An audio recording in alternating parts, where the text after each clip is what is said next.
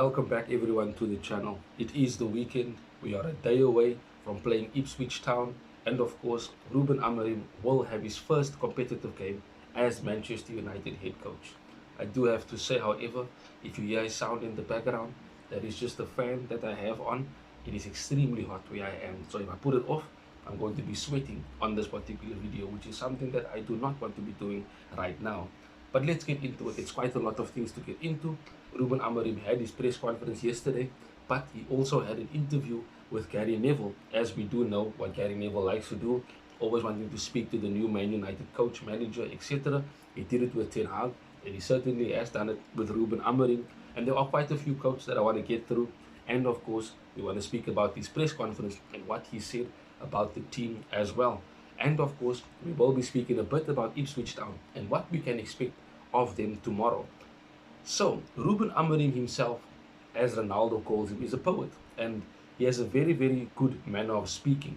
And he's very good at putting into detail how he feels and how he answers his questions with, shall I say, much more detail than any other managers you've seen before.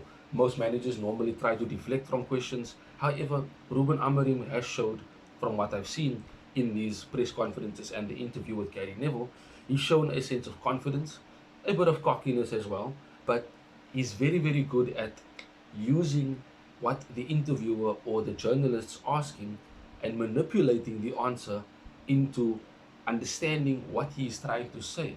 And the journalists and Gary Neville cannot question what he is saying or doubt it right now.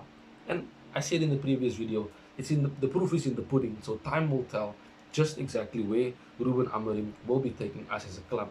So let's go through the quotes, or some of the quotes that Ruben Amorim has said yesterday. So with Gary Neville, first of all, he said that the players will sometimes have to play in another position and fight for the team. I will defend the players until the end. I can lose my job before I put one player in front of the bus. If the player does not fight for the team, I will be the first to talk to him.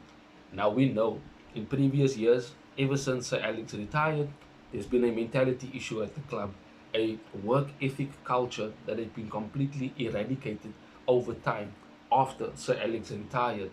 And it's been difficult for managers to come in and set a winning culture, a hard-working training, and of course playing culture at the club, which was only with United throughout all the years.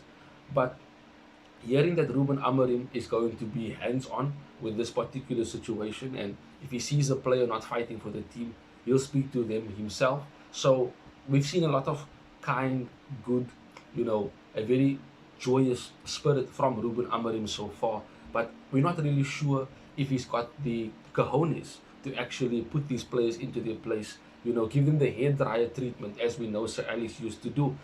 Ten Hag, on the other hand, was quite strict, very firm and disciplined in how he, dealt with his squad in terms of disciplinary issues.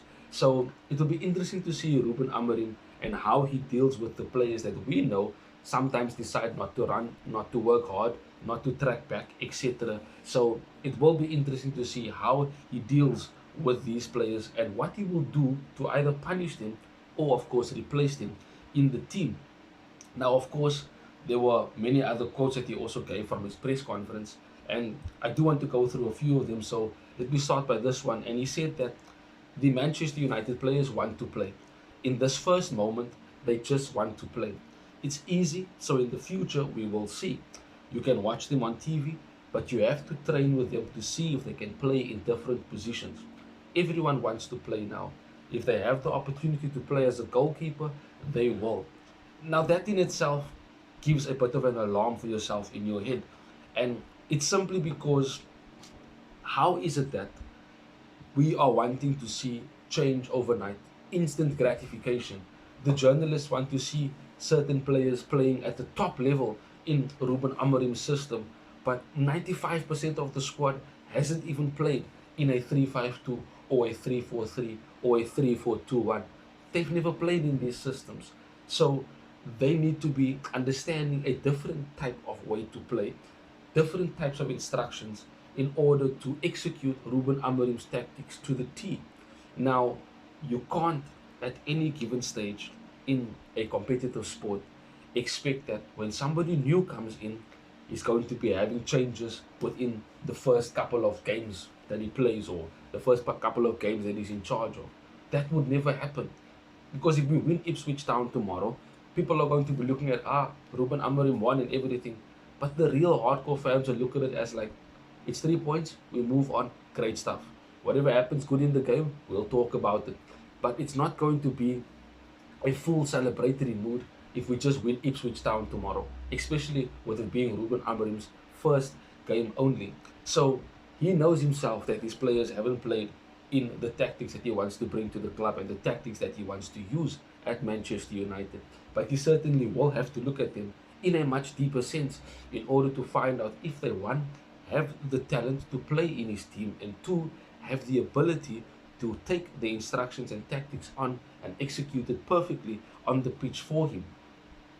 Ruben Amorim also went further to say that if you look at the clubs who are winning this league, they have been doing this process for a long time. And that's basically how they built their teams, the Liverpools, the Cities, Arsenals right now, and how they maintain those winning teams throughout more than 2 or 3 seasons in order to be competing at the top. He says, I understand we will need more than 2.5 years and that we have to win something somewhere. But in 2 years, you can understand if you want to continue this path or change. So he's basically saying that in 2 years, there will be progress, but it's after that where questions are going to be asked whether it's something they need to continue on or something that should be changed, i.e., we saw that happen with Ten Hag. He was here, everything went excellently well in his first season. Second season, he had injury struggles that completely benefited not only the players, in my opinion, but it was very detrimental towards the squad and Ten Hag, who were trying to progress the club forward. And of course, in his third season, we saw the players kind of gave up on him, in my opinion. And now we find ourselves with Ruben Amorim. So he is very much aware of the factor that things can change over years.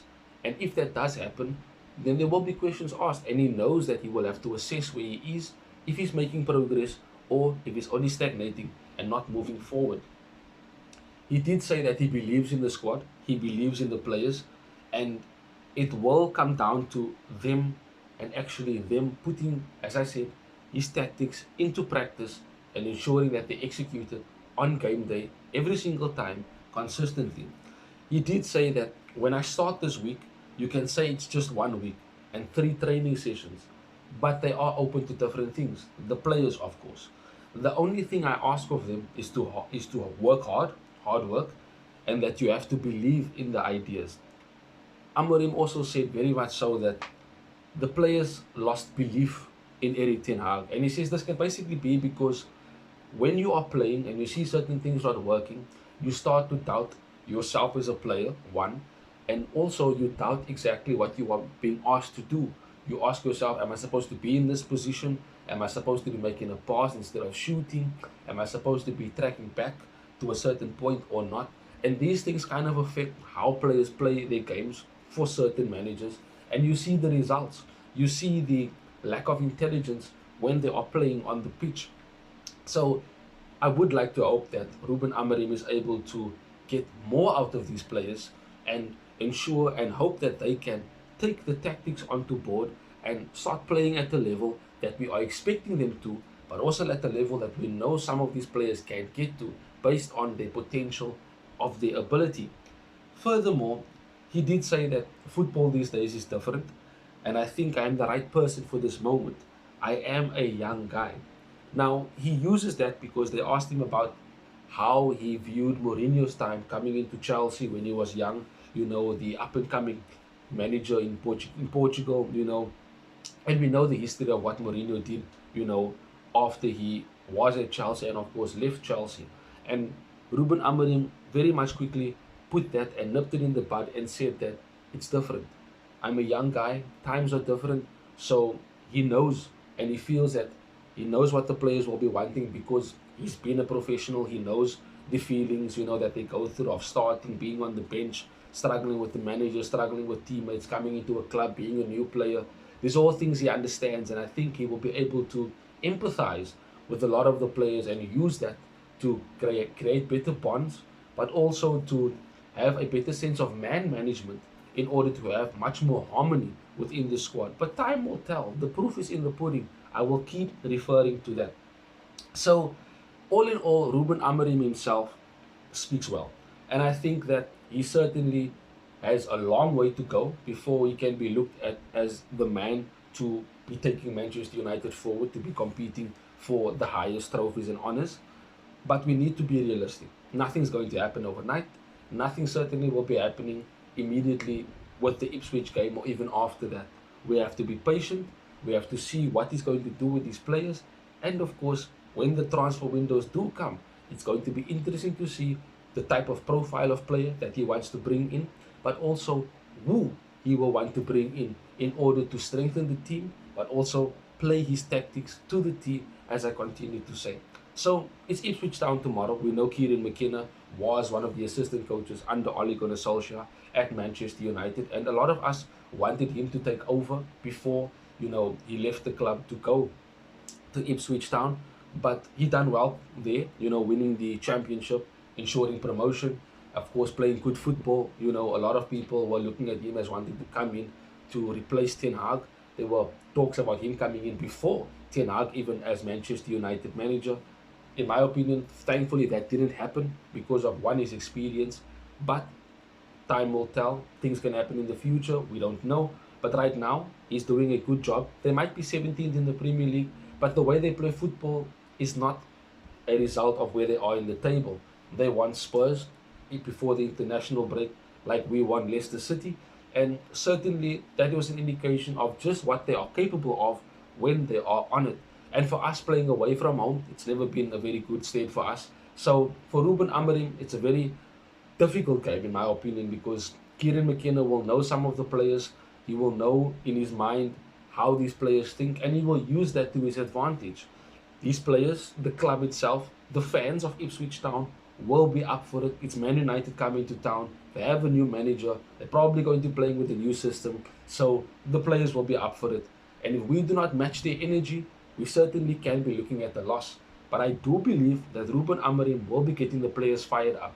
I think his positive energy that he's brought into the club since he's been appointed, in my opinion, has brought the club forward, up in a bit of a, how shall I say, a movement going forward in terms of the squad being much more happier. You see the training videos, you see the pictures, there's smiles, there's laughter. It looks good. But the proof will be in the pudding. Time will tell. I'm going to keep on reiterating that, because we are not going to see anything in this season.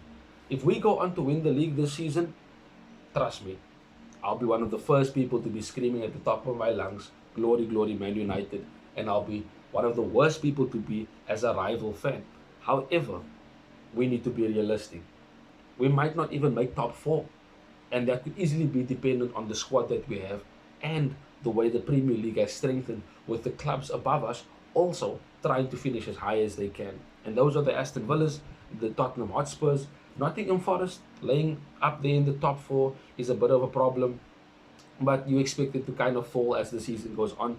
But again, that shows you how unpredictable and how strong the Premier League is. But I am excited for Amorim's first game tomorrow. I do want to see what he's going to be doing in terms of the players he will be starting, because I'm not going to try and predict who's he going to be starting, because he could either play a 3-4-3, a 3-5-2, or a 3-4-1-2.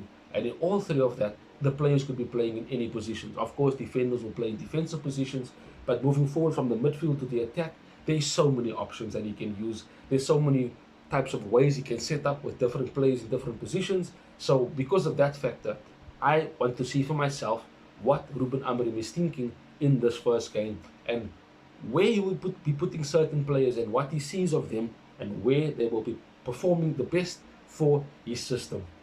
Enjoy the weekend, Red Devils. Subscribe to the channel, drop a like, and of course let me know in the comment section what you expect of tomorrow's game, who you think Ruben Amorim will be starting, and what you think of what he said in his press conference and his interview with Gary Neville.